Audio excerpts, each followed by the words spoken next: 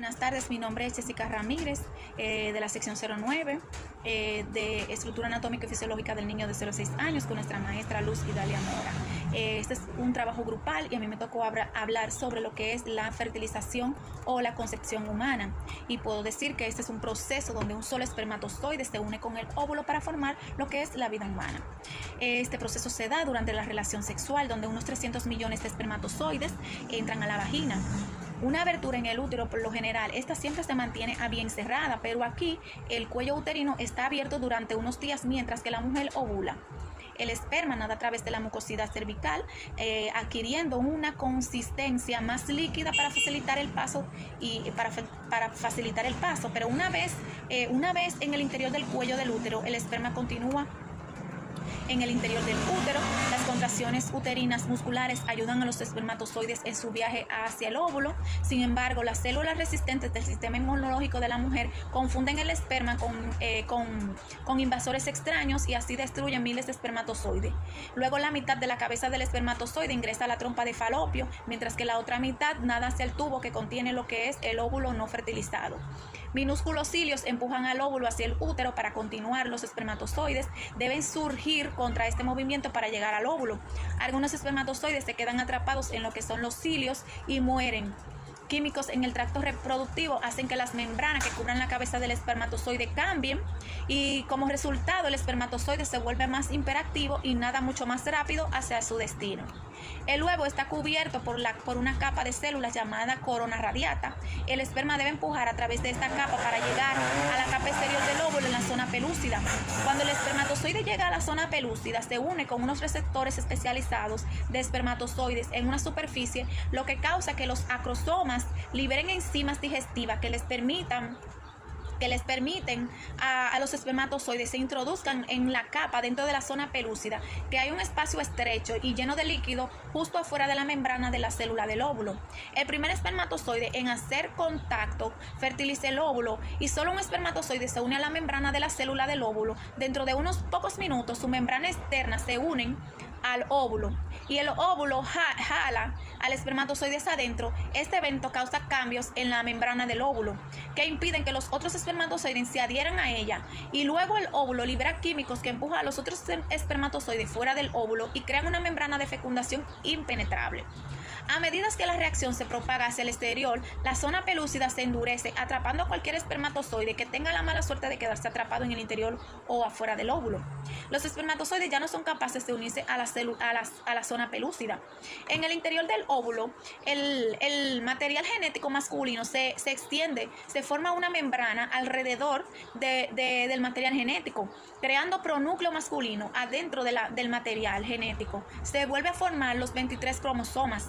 El material genético femenino, despertado por la fusión del espermatozoide con el óvulo, termina por dividirse, dando como resultado el pronúcleo femenino, que también contiene 23 cromosomas, mientras que los núcleos femeninos y masculinos forman hilos llamados microtúbulos.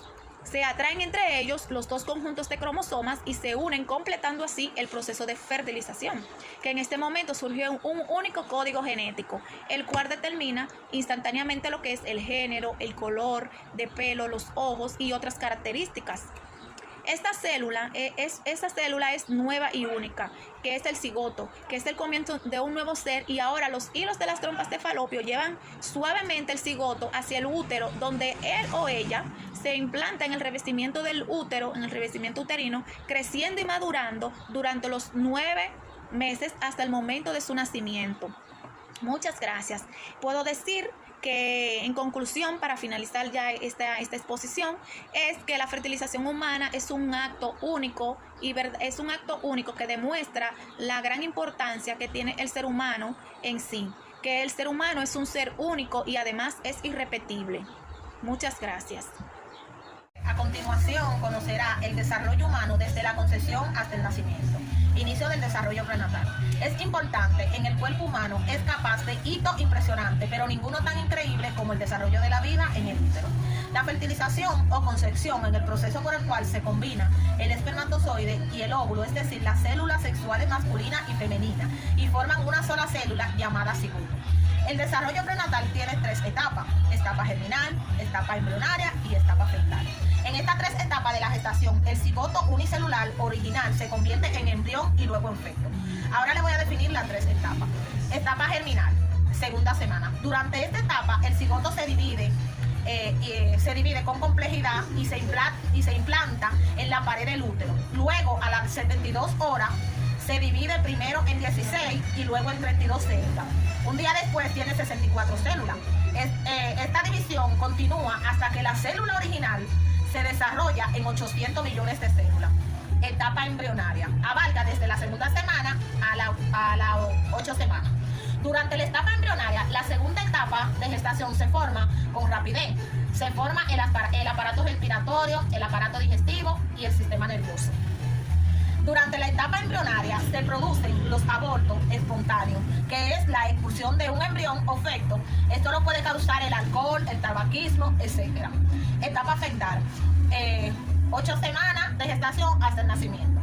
En este periodo, el feto crece rápidamente hasta unas 20 veces de longitud anterior y los aparatos y órganos incrementan su nivel de complejidad. Respiran, patean, reflexionan, tragan, cierran el puño, etc. Luego de las 3 etapas prenatal llega el nacimiento. Es cuando el feto termina su periodo de gestación y sale dentro del vientre materno al mundo. Inicio de la vida personal. El nacimiento o parto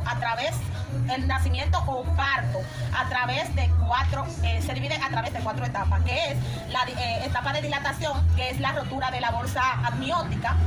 Se pasa luego a la etapa de expulsión, salida de feto, y luego pasamos a la etapa del nacimiento.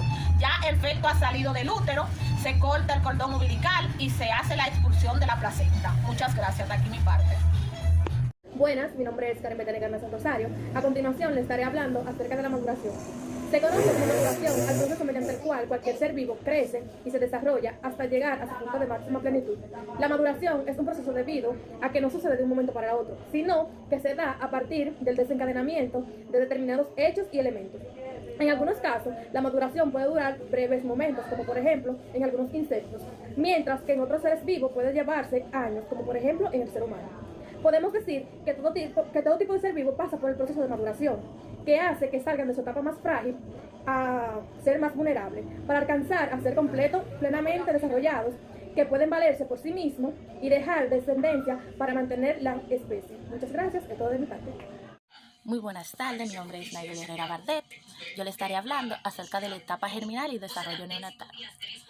Etapa germinal es la que abarca desde la concepción hasta las 2 primeras semanas y se caracteriza porque el cigoto se multiplica rápidamente adoptando una forma eficaz por la cavidad interna y se van moviendo a través de las trompas de falopio hacia el útero. Ahí recibirá a lo largo de los 9 meses aproximadamente la presencia de agentes nocivos externos como infecciones, enfermedades de la madre o determinadas sustancias podrían ocasionarle un aborto espontáneo. En absoluto, un aborto espontáneo o bien no afectar en absoluto al preembrión si se da en la fase del desarrollo prenatal. Desarrollo neonatal. El recién nacido parece ser que necesita continuamente de la ayuda de los adultos para sobrevivir, pero si lo analizamos más cuidadosamente, vemos que poseen muchas capacidades, algunas de ellas son muy notables. Pueden alimentarse, succionando y tragando, eliminando los residuos, dormir, llamar la atención de los otros, reaccionan ante el estímulo del entorno de algunas maneras que sean rudimentarias. Sobre todas las cosas, lo que el recién nacido es capaz de hacer depende mucho del entorno en que se encuentre. Muchas gracias, hasta aquí mi participación.